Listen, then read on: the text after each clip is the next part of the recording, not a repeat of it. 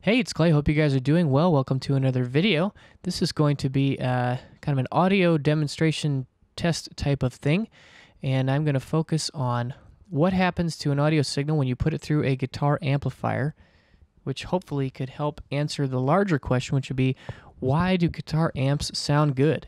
If you've ever kind of wondered why they do what they do, this hopefully can address some of that.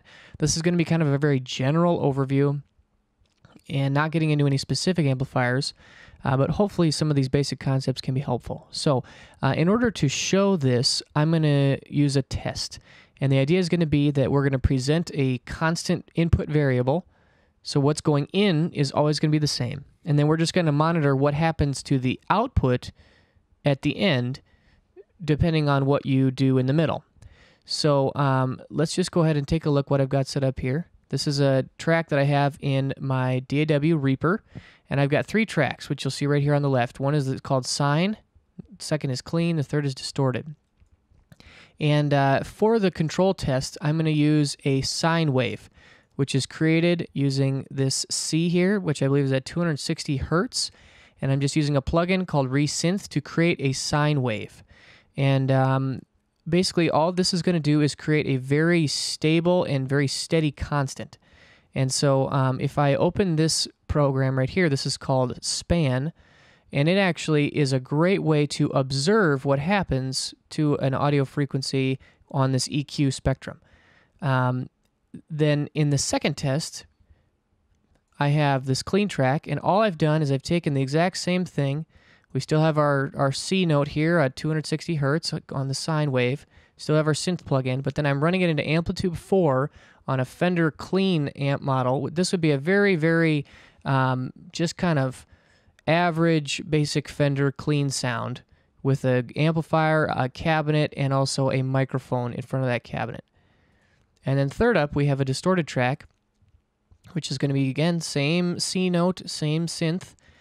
And instead, this time it's going to be running through this Marshall, kind of a Plexi, JTM45 Plexi style amp, pretty cranked up, generating a lot of distortion, 412 cab, and a microphone. So let's go ahead and take a look at Voxengo Span right now, and let's go ahead and play our sine wave and see what happens.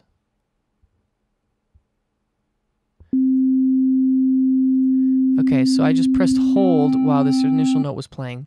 That just took a little brief snapshot. So you can see right here at 260 hertz is just a simple pitch.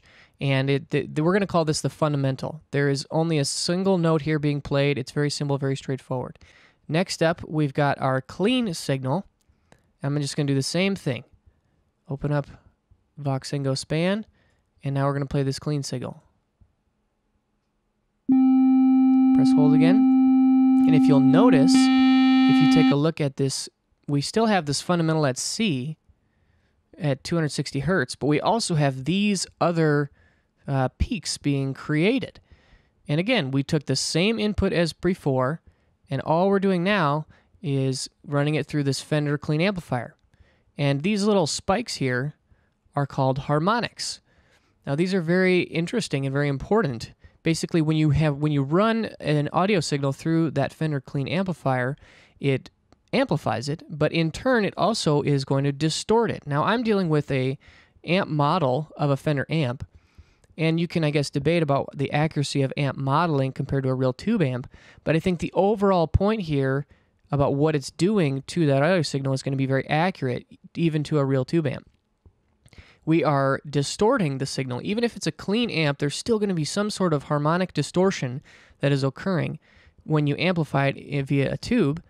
Tubes tend to start clipping very early on. They start to distort early on, and they do so very gently and gradually. That's one of the things that we find desirable about them.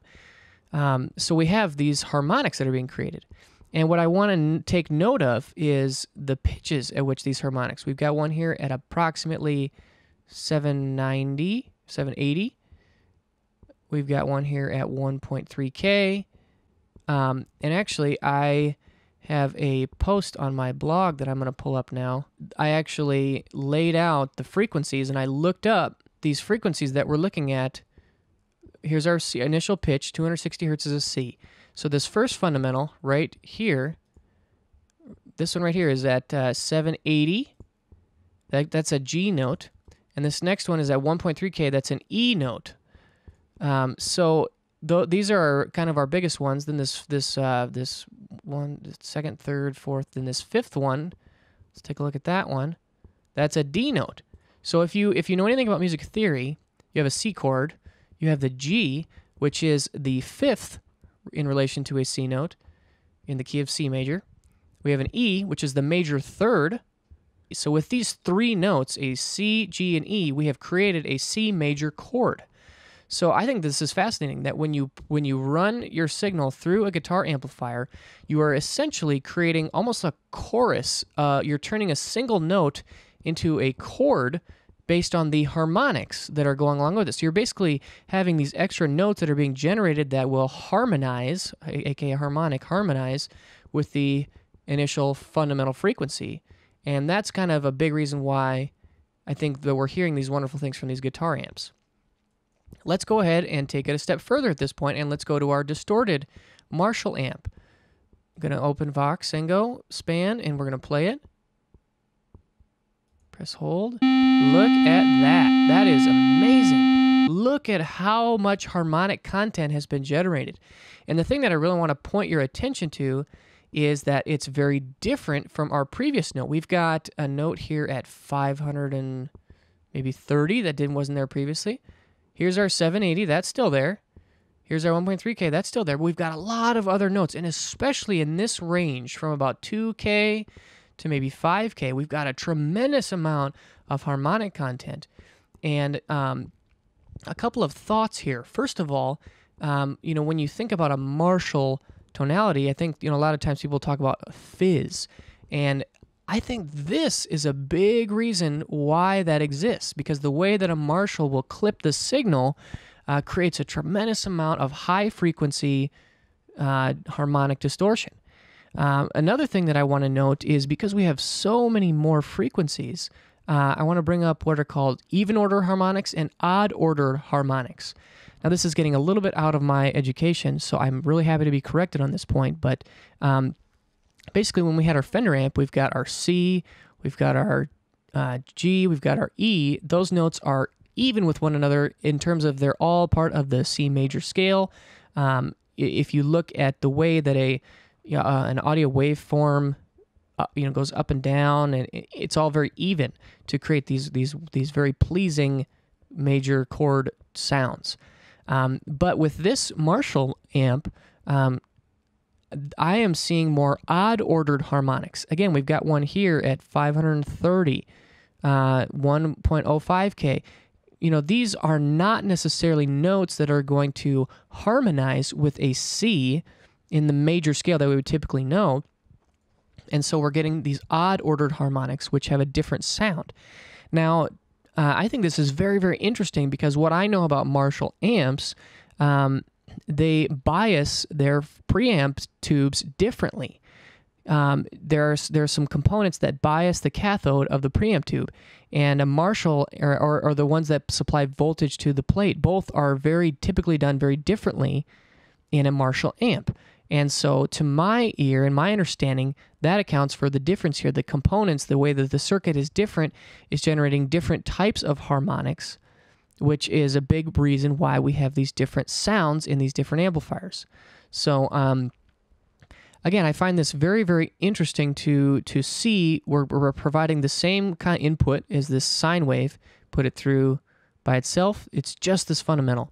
Put it through the clean Fender amp, you get some harmonic distortion. Put it through a raging cranked Marshall, and you have a tremendous amount of harmonic distortion that essentially is turning a single note into this chorus, or this when you hear a distorted single note, it has a very full sound. It has a very big sound, and this is why. It's because these harmonics are being generated and they are interacting with this fundamental frequency in very interesting ways. And really this is kind of the show and tell, the explanation as to what is going on when you run these tube amplifiers. So I hope you guys found this very interesting. If you want to see this in a different format, again, I have this posted on my blog page here at www.kleydeyong.com. and then it's this most recent one. I also made a Reddit post on /r/guitar that you would be more than welcome to check out. And a lot of great discussion being generated here. Really appreciate the input from you guys. And overall, I hope you find this interesting. I'd really appreciate your feedback down below in the comment section, and I'll see you guys again soon. Bye.